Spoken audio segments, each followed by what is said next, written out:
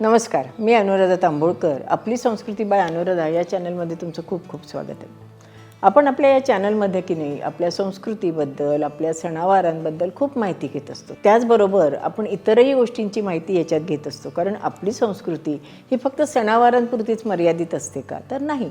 आपले सणवार म्हणा किंवा आपली संस्कृती ही आपल्या जीवनाशी निगडीत असते आणि त्याच्यातूनच आपल्याला अनेक गोष्टी समजत असतात आणि म्हणूनच आपली संस्कृती संपन्न आहे असं मला वाटतं. आज आपण एक रोजच्या जीवनातला विषय घेणार आहोत. परवा असंच आम्ही एका ठिकाणी गेलो होतो, त्यावेळेला मला एक ओळखीचे भेटले होते आणि ते म्हणाले की मी नेहमी सगळ्यांशी चांगलं वागतो, परंतु ते लोक मात्र माझ्याशी चांगलं वागत नाही. तर असं का होत असेल? अशी एक चर्चा चालली होती. म्हणजे मला त्यांनी विचारलं असं नाही, पण अशी एक चर्चा चालली होती. त्यावेळेला माझ्या लक्षात आलं की खरंच असं बऱ्याच वेळेला आपल्या आयुष्यात होतं नाही का, की आपण नेहमी चांगलं वागत असतो. कारण आपल्याला मोठ्या माणसांनी सांगितलेलं असतं, घरातल्या आपल्या वडीलधाऱ्यांनी सांगितलेलं असतं की नेहमी सगळ्यांशी आपण चांगलं वागायचं. लोकांनी कसं आपल्याशी वागावं हा त्यांचा प्रश्न, आणि आपण चांगलं असेल तर जग चांगलं. ही शिकवणूक आपल्याला लहानपणापासून घरातल्यांनी दिलेली असते आणि त्याप्रमाणे आपण वागत असतो. आणि ही शिकवण आपल्या मनात इतकी बिंबली गेलेली असते की दुसरे जरी आपल्याशी कसेही वागले तरी आपण त्यांच्याशी नीटच वागतो. पण काही दिवसांनी काय होतं की आपल्या ह्या चांगुलपणाचा आपल्यालाच राग यायला लागतो की आपला हा चांगुलपणा लोकांना आवडतच नाही, त्याच्यावरचा विश्वास उडायला लागतो आणि मग कळत न कळत आपणही तसेच वागायला लागतो. परंतु आपली जी सतसत विवेक बुद्धी असते की नाही ती आपल्याला तसं करू देत नाही. मग आपल्याला तो मनात प्रश्न येतो की आपण असं वागतोय, बरोबर वागतोय का? याच्यावरनंच परवा मी एक बोधकथा वाचली आणि ती मी तुम्हाला आज सांगणार आहे. असाच साधा भोळा भाबडा असा मुलगा असतो. तोही सगळ्यांशी चांगला वागत असतो. अतिशय चांगुलपणाने ज्याला जी मदत हवी असेल तो ते करत असतो. पण बरेच लोक त्याच्याशी नीट वागत नाही, म्हणून तो एका साधू महाराजांकडे जातो आणि त्यांना विचारतो की मी सगळ्यांशी चांगलं वागू नये, काही लोक माझ्याशी चांगलं वागतच नाही, तर याचा उपाय काय, की हे का बरं होतं आहे असं? तर साधू महाराज काहीही बोलले नाही. त्यांनी एक खिशातनं अंगठी काढली आणि त्याच्या हातामध्ये दिली आणि सांगितलं, ही अंगठी 8 दिवस तुझ्याकडे ठेव. याची किंमत किती ती तू मला विचारू नये आणि 8 दिवसांनी ही अंगठी घेऊन माझ्याकडे परत ये. फक्त एक मात्र लक्षात ठेव, ही अंगठी विकायची नाही. असं म्हटल्यावर त्याने ती अंगठी हातात घेतली, कारण साधू महाराजांनी सांगितलं होतं ना. पण त्याच्या मनात प्रश्न पडला की मी विचारला एक प्रश्न, साधू महाराजांनी अंगठी काय दिली, त्याचा भाव काय विचारायला सांगितला, हे कशाचाच काही मेळ नाही. परंतु साधू महाराजांनी सांगितलं म्हणून त्यांनी ती अंगठी हातात घेतली आणि तो पुढच्या कामाला निघाला. पहिल्यांदा तो एका व्यापाऱ्याकडे गेला. तिथे त्याने ती अंगठी दाखवली आणि म्हणाला की माझी अंगठी मला विकायची, याची किंमत काय? त्या व्यापाऱ्याने ती अंगठी घेतली, अशी म्हणे मी तुला 1000 रुपये देईन. कारण त्याच्या एकंदर चेहऱ्यावरनं, कपडे लत्त्यावरनं त्याला वाटलं की याला पैशाची गरज आहे ना, हा अगदीच साधा भोळा आहे. म्हणून त्याने सांगितलं की मी ही 1000 रुपयाला घेईन.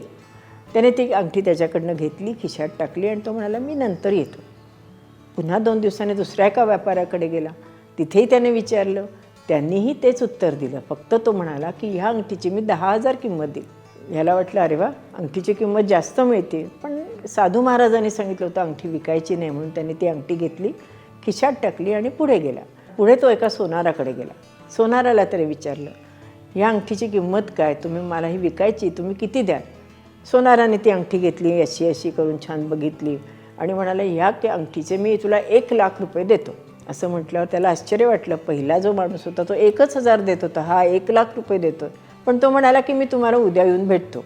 पण सोनाराने बजावून सांगितलं बरं का, पण विकायची वेळ आली तर ही अंगठी मलाच दे, दुसरीकडे विकवू नकोस, तुला लोक फसवतील. अगदी असं काय सांगायला सुरुवात केली. त्याने आपली मान डोलवली आणि ती अंगठी खिशात टाकून तो आणखीन पुढे गेला. नंतर तो जवाहिराकडे गेला आणि त्याने ती अंगठी त्याला दाखवली. त्याने ती अंगठी हातात घेतली, अशी नेहमीसारखी आपली छान बघितली आणि एक शब्द तो बोलेन असं झालं. त्याला वाटलं बहुतेक याला काही आवडली नाही, हा काही आपल्याला ही अंगठी विकत घेतोय किंवा पैसे देतो असं काही म्हणणार नाही. पण ती अंगठी बघून त्याने ती अंगठी पुन्हा त्याच्या हातात दिली आणि त्याला म्हणाला की ही अंगठी इतकी अमूल्य आहे की याची किंमतच मी करू शकत नाही. माझी सगळी प्रॉपर्टी, सगळी इस्टेट, माझ्याकडे जे काही आहे ते विकलं आणि ते पैसे तुला दिले तरीसुद्धा या अंगठीची किंमत होऊच शकत नाही. ह्याला आश्चर्य वाटलं. पहिला व्यापारी 1000 म्हणाला आणि हा तो म्हणतो की अमूल्य आहे, याची किंमतच करता येणार नाही. आणि म्हणून तो म्हणाला बरं मी तुम्हाला नंतर येऊन भेटतो. असं म्हणून त्याने ती अंगठी घेतली, खिशात ठेवली आणि तो साधू महाराजांकडे गेला.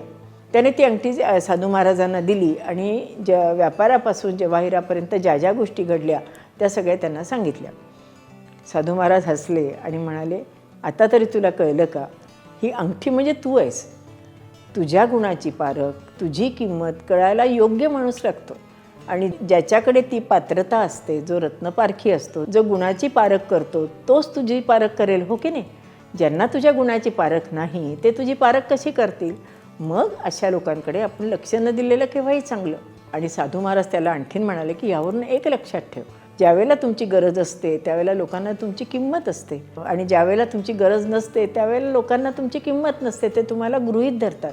तो काय करेलच, ती काय करेलच, तिला काय येतच आहे, तिला काय खूप वेळच पडला आहे, तिला काय करायचं आहे सांगून, अशा गोष्टी होतात. म्हणून आपण आपली किंमत ही करायला शिकलं पाहिजे. आता ही आपण आपली किंमत कशी करायची, तर आपल्यामध्ये खूप गुण असतात, परंतु आपण त्याची पारख ही आपल्यालाच नसते. आपण काय म्हणतो की लोकांना मदत केली, हे केलं ते केलं की लोक आपल्याला चांगलं म्हणतील, लोकांशी गोड बोललं की आपल्याला चांगलं बोलतील. पण असं नाही आहे बरं का. ज्यावेळेला तुम्हाला प्रूव्ह करून दाखवता तुमचे जे गुण आहेत त्याचा उपयोग, किंवा ते ज्यावेळेला लोकांच्या लक्षात येतात त्यावेळेला ते आपली पारख करतात. म्हणून आपण आपल्याला पहिल्यांदा सिद्ध करून दाखवलं पाहिजे असं मला वाटतं. आणि जर आपण आपल्याला सिद्ध करून दाखवलं, मग ते कामात असो, वागण्यात असो, बोलण्यात असो, किंवा एखादी अशी गोष्ट आपण केली पाहिजे की ज्याच्यामुळे लोकांना तुमची किंमत कळायला लागते. असं ज्या वेळेला सिद्ध आपण होतो त्यावेळेला लोक आपली किंमत करायला लागतात. आणि हे सगळं करण्याकरता आपण त्याच्याकरता मेहनतही करावी लागते. आता बऱ्याच वेळेला काय होतं की आपण म्हणतो की झाली चूक माझ्या हातनं, मी कशाला म्हणायला पाहिजे मी चुकलो म्हणून, कशाला मी सॉरी म्हटलं पाहिजे. अगदी बऱ्याच घरामध्ये अशा गोष्टी आपल्या ऐकवात येतात किंवा ऐकण्यात येतात. परंतु तुम्हाला सांगते की आपली चूक ॲक्सेप्ट करणं आणि आपल्या चुकीबद्दल आपण म्हणणं की हो माझं चुकलं, खरंच चुकलं, हे ज्या वेळेला आपण म्हणतो आणि मनापासून म्हणतो त्यावेळेला आपली किंमत वाढते असं मला वाटतं. आणि हे जे सगळे अनुभव आहेत ना, हे माझे आयुष्यातले अनुभव आहेत. या गोष्टी जर आपण केल्या तर आपलीच किंमत आपल्याला कळायला लागते आणि आयुष्यात इतर लोकंसुद्धा आपली किंमत करायला लागतात.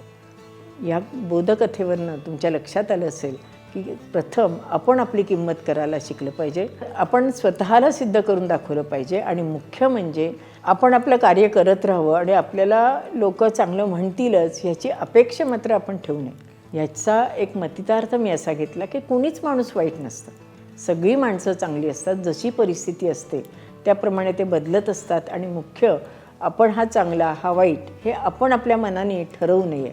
जो ज्याला त्यावेळेला योग्य वाटेल त्यावेळेला तो तसा वागत असतो आणि हे त्याच्यावर सोडून द्यावं, आहे की नाही. हे आपलं जीवन म्हटलं की आपल्याला अशी वेगवेगळ्या प्रकारची माणसं भेटतात. ते आपल्याशी कसे वागले ह्यावरनं आपण त्यांना जज करत असतो, किंवा ते चांगले आहेत का वाईट आहे हे आपण ठरवत असतो. पण हा अधिकार किंवा हे असं आपण करू नये असं मला वाटतं. आणि आपलं आयुष्य हे आपलं आहे, आपल्या कुटुंबाचं आहे, आपल्यावर प्रेम करणाऱ्या सगळ्या मंडळींचं आहे, हे लक्षात ठेवायचं आणि आनंदात आयुष्य जगायचं असं मला वाटतं. तुमचं सगळ्यांचं आयुष्य हे आनंदी हो हीच ईश्वरचरणी प्रार्थना. असेच माहितीपूर्ण व्हिडिओ बघण्याकरता आपली संस्कृती बाय अनुराधा हे चॅनल बघायला विसरू नका. धन्यवाद.